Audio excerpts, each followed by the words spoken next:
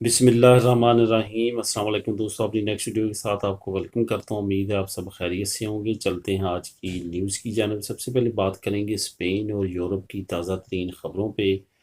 उसके बाद पाकिस्तान से स्पेन कौन कौन आ सकता है, कुछ दोस्तों की तरफ से कमेंट्स हैं, उसका जवाब देंगे। उसके बाद बात करते हैं बरतानिया के रेड लिस्ट में इजाफा और कौन से नए ममालिक शामिल किए गए, और उसके अगेंस्ट पाकिस्तानी वज़ीर और सोशल मीडिया पे जो नई हंगामा राई रही है पिछले 24 घंटों पे, उस पर बात करेंगे।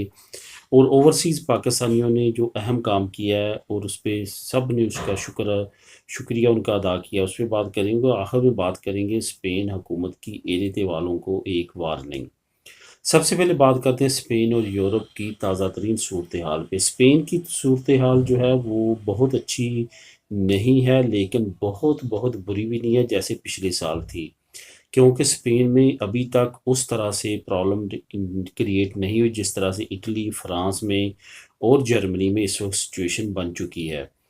तो यहाँ पे ये बताता चलूँ कि इन्होंने जैसे एक्सटेंड किया है अप्रैल की 19 तारीख तक, तो आगे एक्सटेंड होने की उम्मीद है या नहीं, ये तमाम चीज़ें डिपेंड करती हैं जो सिचुएशन होगी कोरोना की स्पेन में। इस वजह से कुछ भी कहना कबल वक्त होगा, लेकिन ये उम्मीद ज़ाहिर की जा रही है कि जिस रफ्तार के साथ वैक्सीन लगाई जा रही है, आने वाले वक्त में इसकी कमी आएगी, इजाफा नहीं आएगा। दूसरी तरफ जैसे कि समर सीज़न भी आ रहा है, गर्मी आ रही है, जिसकी वजह से कोरोना के असरात कम होने के बहुत ज़्यादा उम्मीद है इंशाल्लाह ताला। इस वजह से बहुत ज़्यादा ख़तरा लाहक नहीं होगा स्पेन को। बाकी यूरोपीय यूनियन के हालात जो हैं वो कुछ ममालिक के काफ़ी ज़्यादा ख़राब होते जा रहे हैं दिन ब दिन, जिसमें अगर बात करें फ्रांस, जर्मनी, ऑस्ट्रिया और इटली की, वहाँ पे सिचुएशन काफ़ी ज़्यादा ख़राब है। इटली में 24 घंटों में 20,000 से ज़्यादा लोग जो हैं वो हॉस्पिटल में आ रहे हैं, और वहाँ पे हालात बहुत ज़्यादा ख़राब हैं। ये कोई ख़ास बात है इटली पे, जब से कोरोना शुरू हुआ उस वक्त से इटली ख़ास तौर पे टारगेट है। और इटली में अब तक जो है वो तकरीबन 1.25 लाख के करीब मरीज़ हो चुके हैं, जो कि जिनकी डेथ हुई है इटली में कोरोना की वजह से। और कोरोना की टोटल आबादी जो है वो तकरीबन 3.5 लाख लोगों की इस 1.5 साल में कमी आई है। 1.25 लाख के करीब डेथ हुई है। बाकी जो बर्थ रेट है, जो वालदैन ने इन 1.5 सालों में बच्चे पैदा करने थे, उन्होंने भी वो पैदा नहीं किए, जिसकी वजह से 3.5 लाख का गैप आबादी में आ चुका है।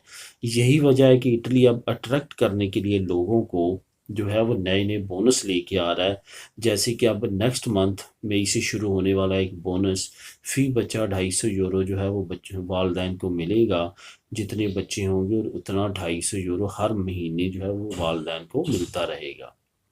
अब बात करते हैं पाकिस्तान से स्पेन कौन आ सकता है कौन नहीं। ये ज़रूरी नहीं कि पाकिस्तान कोई भी मुल्क जो इस वक्त उस लिस्ट में शामिल है जहाँ से बाशिंदे नहीं आ सकती। ये याद रखना है, दो लोगों को जो है वो अलाउ किया गया। नंबर एक जो स्पेनिश नेशनल हैं, दूसरे नंबर पे जो परमानेंट रेजिडेंसी रखते हैं या कोई भी रेजिडेंट कार्ड रखते हैं। यहाँ पे दोस्तों को कन्फ्यूजन है, उन्होंने कमेंट किए कि कौन सी रेजिडेंसी परमानेंट, ये ज़रूरी नहीं है। Resident mean resident. आपके पास अगर 1 साल का कार्ड है तो वो भी आपकी रेजिडेंट हैं आप स्पेन की, इस वजह से आपको नहीं रोक सकता। यहाँ पे अगर मैं बात करूँ विज़िट वीज़े की और फैमिली वीज़े की, उनके लिए प्रॉब्लम हो सकती है, उनको चाहिए वेट करें इस अप्रैल के, जैसे कि मिड तक उन्होंने किया है। तो अगर एक्सटेंड नहीं होता तो आप उसके बाद आएँ, वरना आपके लिए प्रॉब्लम हो सकती है एयरपोर्ट पे।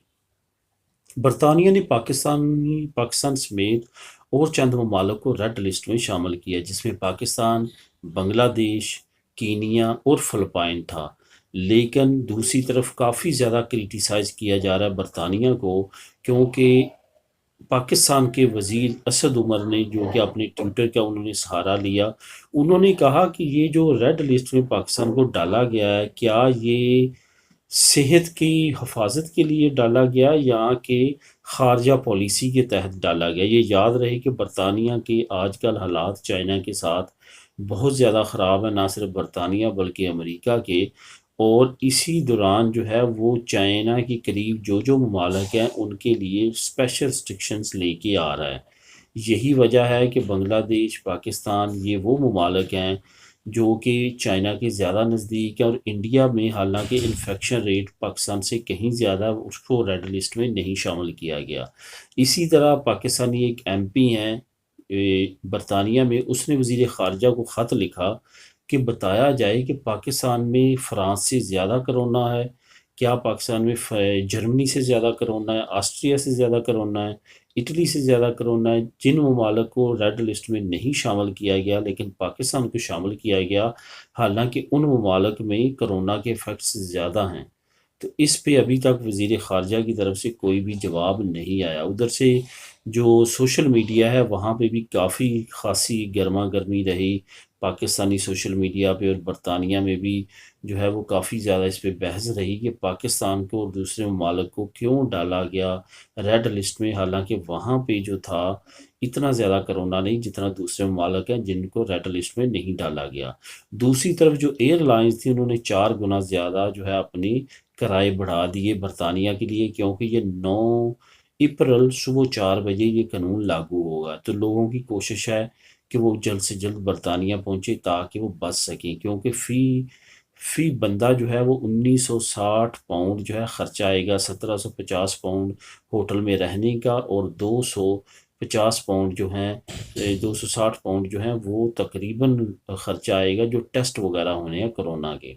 इस वजह से हर एक की कोशिश है कि वो जल्द से जल्द बरतानिया पहुंचे ताकि इन एक्सपेंसेस से बच सके, और 10 दिन का जो करतीन होगा होटल में वो रहने से बच सकें। अगर एक फैमिली के 3-4 मेंबर हैं तो उनके लिए अच्छी खासी अमाउंट चाहिए। इस वजह से हालात काफ़ी ज़्यादा क्रिटिकल किए गए, क्योंकि अचानक अनाउंसमेंट की गई इस बैन लगाने की।